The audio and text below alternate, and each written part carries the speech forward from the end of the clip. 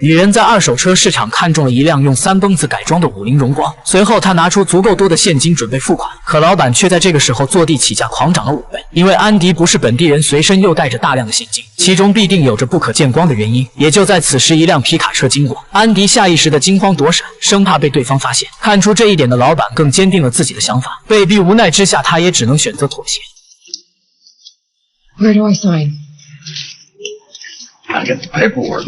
安迪的母亲见义勇为上了抖音的热门，不过因此暴露了身份，引来仇家的追杀。母亲不想波及到女儿，便让她跑路。跑路过程中，安迪才知道母亲现在的名字、身份都是假的，甚至连安迪刚结交的皮卡男也一直在图谋不轨地跟踪自己。渴望知道答案的安迪也踏上了危险的横跨米国之旅。与此同时，在家等待黑暗降临的母亲被噩梦惊醒，她一反常态地走上大街，找到在她家附近蹲守多日的记者，主动答应了电视台的专访。直播专访时，主持人向母亲提出问题，可母亲表面上是在回答她的问题，实际上却是向某个人传递停战的信息。而此刻看到专访的男人已经开始面露杀气，无处安身的安迪逃到了母亲多年的好友查理家，询问查理知不知道母亲有着多重身份的事，结果被对方一口否认，并露出难以置信的目光。但交谈中查理说漏了嘴，提到母亲让安迪跑路要去的目的地。进屋到现在，安迪却丝毫没有提过此事啊！趁对方去厨房拿食物时，安迪发现了查理与不同家庭成员的全家福。很显然，查理不是普通人，也有着多重身份。于是他惊慌地再次逃离。如今想调查母亲的真实身份，那就只有找到宝拉，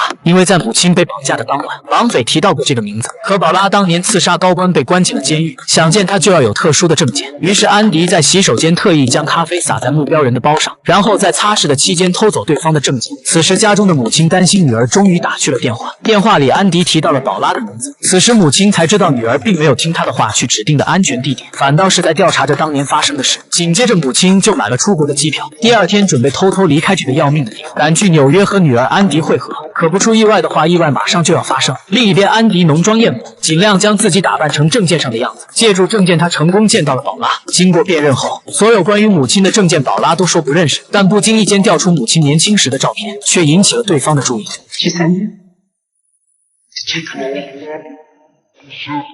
She's scared that I'm gonna get out. Pay her a visit. Go to hell. 安迪牢牢记住母亲的真实名字，在网上一查，可把他吓了一跳。母亲是名门望族的大小姐，家族光资产就高达1兆以上，甚至母亲的弟弟如今还是总统的候选人。那有着如此显赫的家世，为什么母亲要刻意隐瞒不联系呢？怀揣疑惑，安迪走出了图书馆，恰好让他看到昨晚的皮卡男依旧在跟踪着他。